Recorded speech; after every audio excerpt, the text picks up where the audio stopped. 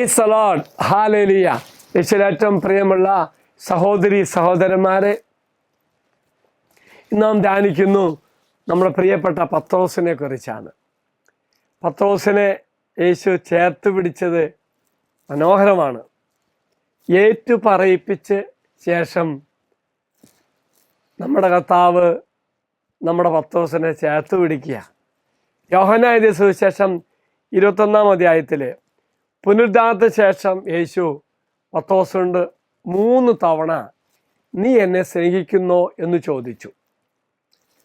പ്രിയമുള്ളവരെ, യേശുവുമായിട്ടുള്ള പത്രോസിൻ്റെ ബന്ധം പുനഃസ്ഥാപിക്കുന്നതിന് പത്രോസിനെ 3 തവണ തള്ളിപ്പറഞ്ഞ ശേഷം അദ്ദേഹത്തിന് 3 തവണ ഏറ്റു പറഞ്ഞുകൊണ്ട് വിശദീകരിച്ചുകൊണ്ട് തമ്പുരാൻ ചേർത്ത് പിടിക്കുക.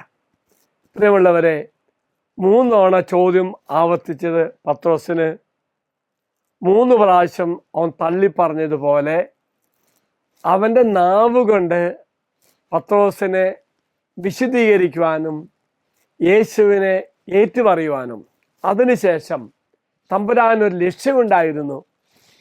പുതുക്കിയ ലക്ഷ്യം നൽകുകയാണ്.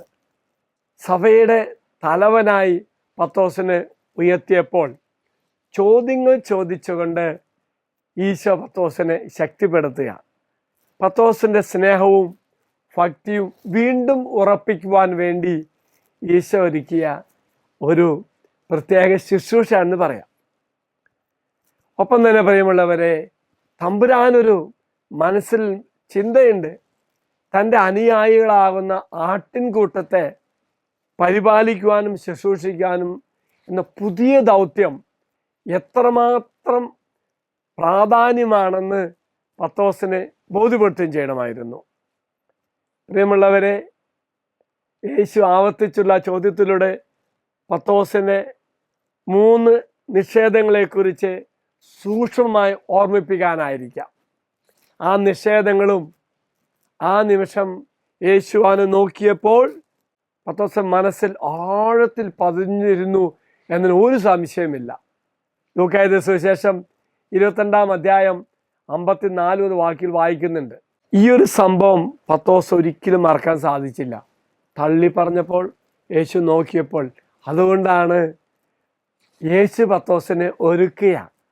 ആ ഒരു സന്ദർഭത്തെ ഭൂതകാലത്തിൻ്റെ വേദനിക്കുന്ന ഓർമ്മയിൽ നിന്നും പത്രോസിനെ വിശദീകരിച്ചുകൊണ്ട് ഉന്നതമായ ദൗത്യം കൊടുത്ത് പത്രോസിനെ ഉയർത്തുകയാണ്.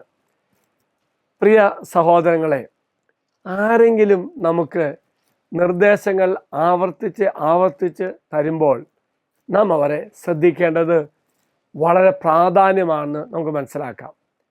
ഏൽപ്പിച്ചിരിക്കുന്ന സുപ്രധാന കൽപ്പനയും അതിൻ്റെ ആത്യന്തിക കാരണവും പത്രോസ് മനസ്സിലാക്കണമെന്ന് യേശു ആഗ്രഹിച്ചു.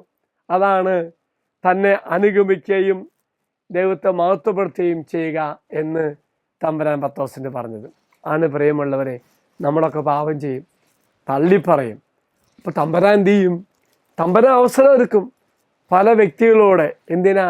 എന്നെ വിശദീകരിച്ചുകൊണ്ട് തമ്പുരാൻ ചേർത്ത് വെച്ച് പുതിയ ദൗത്യത്തിലേക്ക് കൊണ്ടുപോകാൻ വേണ്ടി.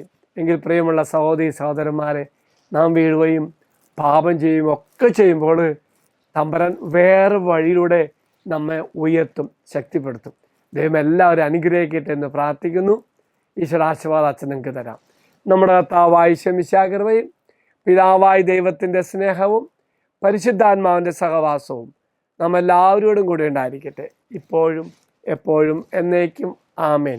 മറക്കരുതേ, നമ്മെ തന്നെ വിശദീകരിച്ചുകൊണ്ട് തമ്പുരാൻ്റെ ചേർന്നും ജീവിക്കുവാൻ ദൈവം നമ്മെ സഹായിക്കട്ടെ. Price the Lord.